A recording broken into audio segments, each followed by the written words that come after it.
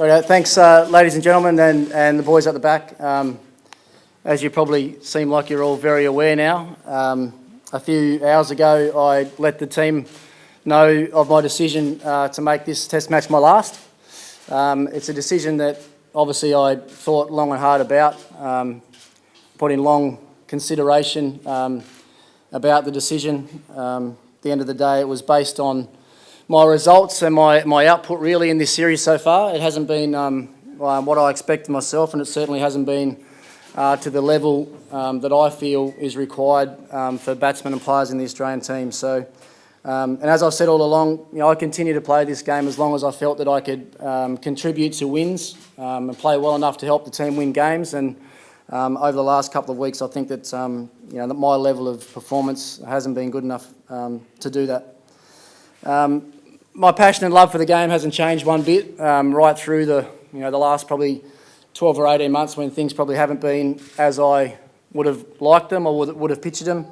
I'll continue this season to play out the rest of the summer for Tasmania, and I'm looking forward to a full season of Big Bash with the Hobart Hurricanes. But I think it's really important today that I could sit here all day and I could reflect on my career, and I could talk about the great teams I played in, the great players I played with, the great players I played against. But I honestly believe that that's for another time. There's other days and times for that at the end of this game, at the end of my career, when we can all get together and talk about those moments. So as far as I'm concerned, my immediate focus now, and I know that the team's immediate focus is what we're presented with tomorrow, and that is just an unbelievable opportunity.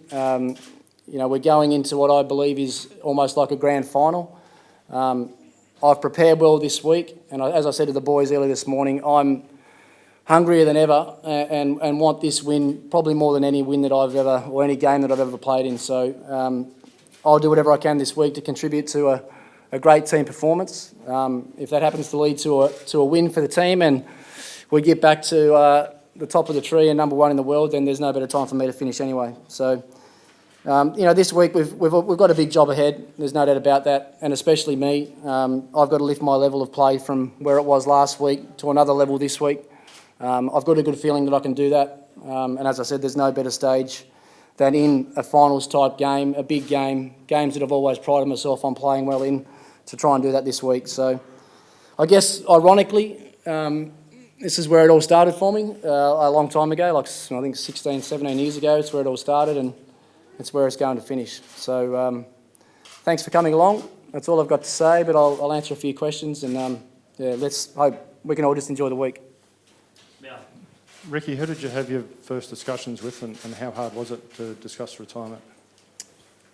The lady sitting beside you there was the first one that I spoke to about it. It was towards the end of the Adelaide game when I first started contemplating what it might mean, and contemplating if I believe within myself, if I was good enough to play the way that I've been known to play through the years. I think the thing that struck home most with me was that, only a few weeks ago, I felt my preparation had been as good as it's been for a while. My Shield form had been good. I'd scored runs. I'd felt, good about my batting. But when the big moments come around, I haven't been able to deliver what's been required for the team. So that was probably when I first started thinking about things. And as I said, we spoke long and hard, and there's been a few sleepless nights over the last couple of days to reach a decision, but I'm very comfortable with the decision I've made. I think timing-wise, it's the right time. At the end of a series, it'll give whoever my replacement is the chance to start afresh in a new series. And, for me, those little things have always been pretty important as well. Ricky, congratulations on a fantastic career. You said you don't want to have a retrospective about your career. I guess that's fair enough. But what do you think you have given cricket? What has cricket gained from your involvement in it, do you think? Well, I know I've given cricket my all. It's been life for 20 years, so not much more I can give. Wayne? Ricky, congratulations again. Was there one particular moment, one particular dismissal that triggered this, or was it a long time in coming?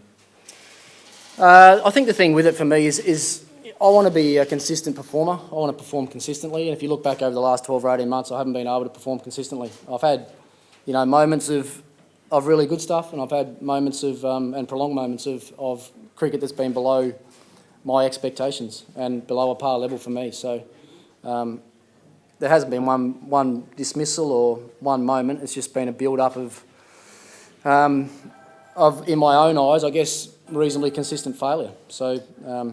Yeah, that's why I believe that the time's right now to be making this decision.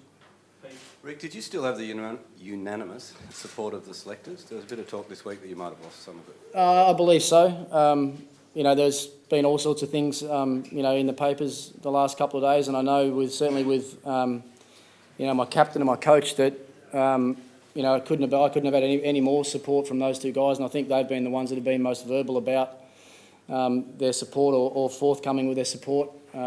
This is not a decision that's been made by the selectors, by the way. This is a decision that's been made by me. So, and I'd like to thank all of those guys for the support that they've given me through the last 12 months. There were probably moments where they thought long and hard about ending my career, and I'm glad that I've got the opportunity to finish this way and on my terms.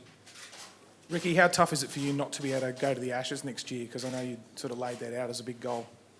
No, it's not tough at all, because I've made up my own mind that I feel I'm not good enough to get there. So that's not a tough decision. When you come to the realisation that what you can give is probably not good enough, then it's a pretty easy decision. Ricky, what are you going to do with yourself now, apart from cricket? Post-cricket? Oh, I've got a few months of cricket yet, which I am really looking forward to. I really enjoyed the start of this season. Playing cricket with Tasmania and back with some of my mates, and really a place that I haven't spent a lot of time for the last, as I said, near on 20 years. So I'll enjoy that for what it is, but this is my new team here. Ben? Ricky, what did you tell your teammates earlier, and what was their reaction? Well, I tried to tell them a lot, but I didn't get much out. As I said to the boys there this morning, they've never seen me emotional, but I was this morning. Ricky, do you have any feeling about who might or should replace you in the team going forward? No, well, probably thankfully for me, I've never been a selector right through my time, and probably right at the moment I'm thankful that I'm not a selector again. But I guess it's really pleasing from my point of view anyway that there are a few guys out there in Shield cricket that are scoring runs at the moment. And, I know whichever way the selectors decide to go with the next player, they'll play well for Australia. And we've got, great structures, great setups now around our team, and the next player will be given every opportunity, and I'm sure they'll do well. Done? Thanks very much. Thank you very much, everybody.